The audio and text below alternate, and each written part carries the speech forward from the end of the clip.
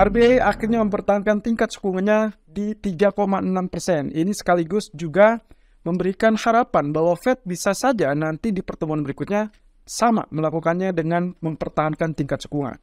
Kalau mengingat dengan apa yang sempat disampaikan oleh Gubernur Lowe di 2 minggu yang lalu, bahwasanya RBA atau dalam hal ini Dewan Gubernur RBA sedang mempertimbangkan untuk mempertahankan tingkat suku bunga. Dan juga itulah jeda kenaikan suku bunga yang dimaksud. Jadi kalaupun misalkan tadi pagi kita sudah sempat mendapatkan laporan bahwa RBA mempertahankan, maka itu sudah sesuai dengan ekspektasi market. Dan kita sempat melihat reaksinya adalah negatif terlebih dulu. Tapi karena hal ini memang sudah diantisipasi, maka kemungkinan levelnya juga tidak terlalu lebar. Jadi itu yang kemungkinan sudah diantisipasi dan kita tinggal lihat apakah nanti siang ataupun bahkan malam hari akan terjadi rebound apa tidak. Dan semua akan kembali fokusnya adalah ke Amerika. Data ekonomi Amerika yang juga kemarin sudah cukup mengembirakan ya.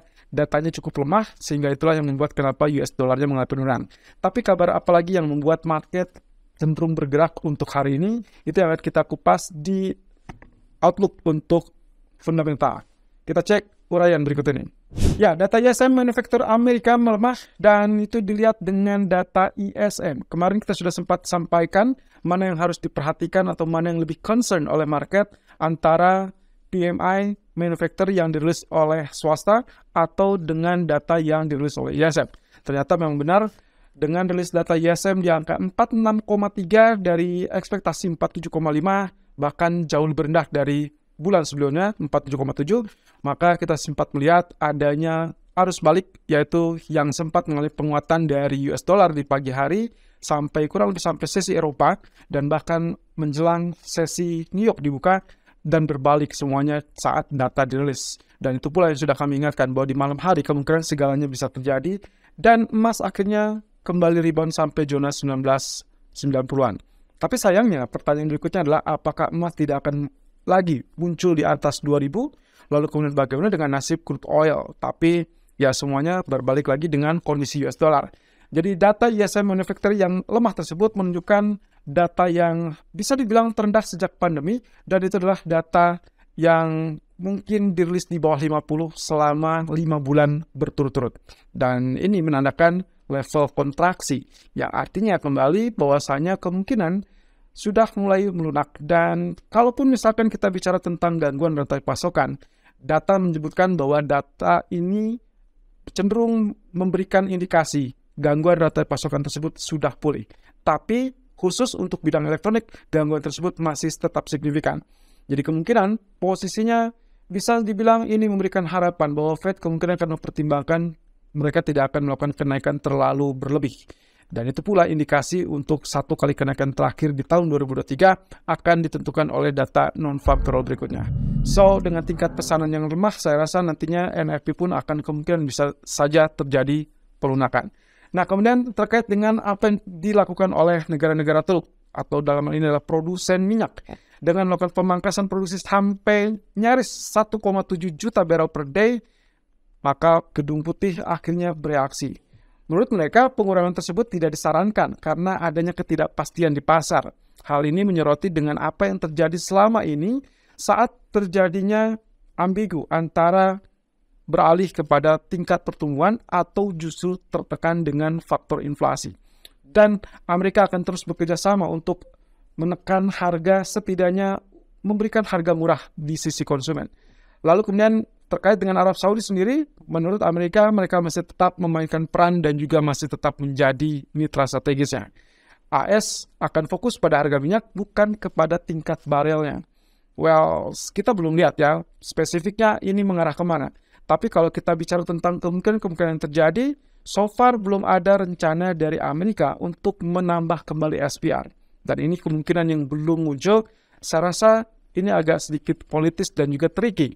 Mungkin saja Amerika mengatakan hal tersebut, nantinya dia akan munculkan dengan SPR lagi, rilis kembali, sehingga harga minyak akan kembali turun, dan akhirnya setelah harga murah, Amerika akan bergegas untuk memborong kembali, mengisi ulang SPR-nya mereka. Well, sedikit politik, sedikit tricky, sedikit licik sebetulnya, tapi who knows, mungkin itu yang ada di pikiran mereka. Lalu kemudian kita lihat di sini Morgan Stanley dan Goldman Sachs ada beda pandangan. Setelah pemangkasan produksi yang dilakukan oleh Arab Saudi dan kawan-kawan, inilah proyeksi mereka yang terbaru dari Morgan Stanley. Mereka memangkas proyeksi mereka yang sebelumnya untuk kuartal kedua 2023 minyak Brent diproyeksikan untuk ada di angka $85 per barel, padahal sebelumnya diproyeksikan di $90 per barel. Ini jelas mengalami penurunan. Kemudian di kuartal ketiganya diperkirakan di $90, sementara sebelumnya itu ada di $95. Kuartal keempat ada di kisaran 87,5, padahal sebelumnya memproyeksikan di kisaran $95. Nah, yang menarik adalah di tahun 2024, menurut mereka proyeksinya adalah turun ke $85 per barel, padahal sebelumnya berada di $95 per barel. But anyway, inilah minyak Brent yang diproyeksikan mereka. Bagaimana dengan WTI? Biasanya antara WTI dengan Brent itu memiliki selisih harga dan biasanya cenderung lebih rendah. Kita mungkin akan melihat $5 atau $6 lebih rendah dari minyak Brent. So, kalau memang ternyata Morgan Stanley memperkirakan kuartal kedua tahun 2023 untuk minyak Brent $85, maka kemungkinan diperkirakan minyak WTI-nya sendiri berada di $80 per barel. Itu berarti so far yang kita lihat memang harga minyak stuck di area 80. Tapi apakah demikian? Nah, menurut Goldman Sachs berbeda pandangan. Proyeksi untuk sampai bulan Desember 2023 justru mereka memperkirakan akan ada kenaikan sampai $95 per barel. Padahal sebelumnya hanya berada di kisaran $90 per barel. Ini lagi-lagi adalah minyak Brent. Jadi kalau kita kurangi 5 ataupun $6, maka kemungkinan minyak WTI kemungkinan ada di kisaran $86 per barel. Nah, sementara untuk proyeksi Desember 2024-nya diperkirakan ada di 100 dari sebelumnya $97. Simpelnya, Goldman Sachs melihat ada potensi bahwa OPEC lah yang sekarang sedang memainkan peran untuk nyetir harga. Nah, ini yang cukup menarik, teman-teman. Di saat mereka melihat harga cenderung diombang-ambing ketidakpastian, mereka akan mengamati terlebih dulu apakah perlu urgensinya untuk merubah produksi mereka. Dalam ini kaitannya adalah memangkas produksi atau cenderung menambahkan produksi. Jika terlalu melorot, mereka tidak mau sebagai produsen, maka kemungkinan mereka akan memangkas produksi mereka supaya mengimbangi tingkat permintaan. Dan begitu tingkat permintaan mengalami kenaikan, maka mereka punya opsi untuk tetap bertahan di produksi tersebut atau sedikit menambahkannya. Hal ini guna untuk menstabilkan harga minyak tentunya, supaya tidak terlampau jompang atau tidak terlampau rally dan terlalu mahal. Karena hal tersebut akan mengakibatkan inflasi global kembali melonjak, dan itu yang akan menyulitkan seluruh dunia. Nah, menurut Goldman Sachs, gabungan antara pasokan OPEC yang lebih rendah, kemudian permintaan sedikit lebih rendah, dan juga rilis SPR yang sangat berderas, inilah yang membuat perkiraan mereka di-upgrade ataupun dinaikkan menjadi angka $95. Ya, ini cukup menarik. Antara Morgan Stanley dan Goldman Sachs, keduanya juga memberikan pandangan yang sangat spesifik dan juga alasan-alasannya spesifik. Kita tinggal lihat saja dalam 3 atau 6 bulan ke depan.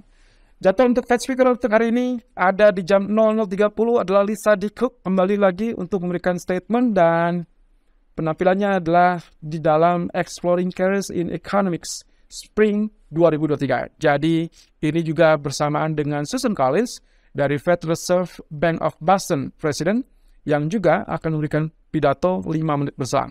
Nah, sementara yang paling kemungkinan akan disorot oleh para pelaku pasar adalah pernyataan dari Mester atau Loretta Mester di jam 05.45. Jadi di saat pergantian hari atau sesi New York menuju sesi Asia, harap berhati-hati. Kemungkinan Loretta Mester inilah salah satu yang bisa dibilang cenderung hawkish, mirip dengan James Bullard ataupun Neil Kashkari. Jadi apa yang akan disampaikan olehnya itu akan sangat menggugah selera market, dan bisa saja mungkin akan terjadi riak ataupun ombang-ambing pergerakan. Nah, sementara untuk fokus data untuk malam ini, tadi pagi kita sudah sempat lihat RBA yang mempertahankan suku bunga, ini adalah sesuai dengan perkiraan 3,6%, dan juga tanda-tanda apakah ini berarti sesuai dengan komitmen mereka, yaitu jeda kenaikan suku bunga. Ya, ini sudah disampaikan 2 minggu yang lalu oleh Gubernur RBA Philip Lowe, dan juga kemungkinan bisa saja memancing kepada bank sentral lain. Nah, juga RBA menekankan bahwa kalau ternyata inflasi terus lebih menguntungkan dalam artian melunak, maka kemungkinannya mereka bisa saja tetap bertahan tanpa melakukan kenaikan suku bunga. Dan inilah yang disebut dengan fase jeda kenaikan suku bunga. Apakah Fed bisa mengikuti pola seperti ini? Semuanya akan bergantung kepada data inflasi sebetulnya, juga data tenaga kerja. Kalau data NFP-nya nanti ternyata relatif lebih rendah juga, lalu kemudian inflasi tetap berada lebih rendah juga, maka mungkin saja Fed akan mempertimbangkan atau mulai mempertimbangkan jeda kenaikan suku bunga.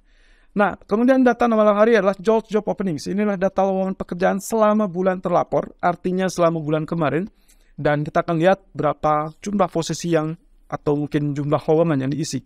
Ya, so far, kalau kita bicara tentang datanya, maka reaksinya adalah aktual lebih besar dari ekspektasi, itu berarti menguatkan US dollar. That means emas ataupun saham atau other currency kemungkinan akan melorot kembali atau dalam artian mengalami penurunan.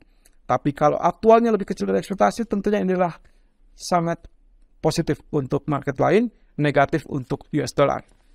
Dan itu berarti semuanya masih akan menahan diri sampai setidaknya akhir pekan. Karena data ekonomi yang paling penting lagi adalah ada JOLTS nanti malam, kemudian ada data ADP besok malam, dan ditutup dengan NFP di hari Jumat. Jadi jangan lengah terlebih dulu, jangan terlalu agresif terlebih dulu, karena memang kenyataannya market masih tetap menahan diri, setidaknya sampai hari Rabu atau bahkan hari Jumat malam hari.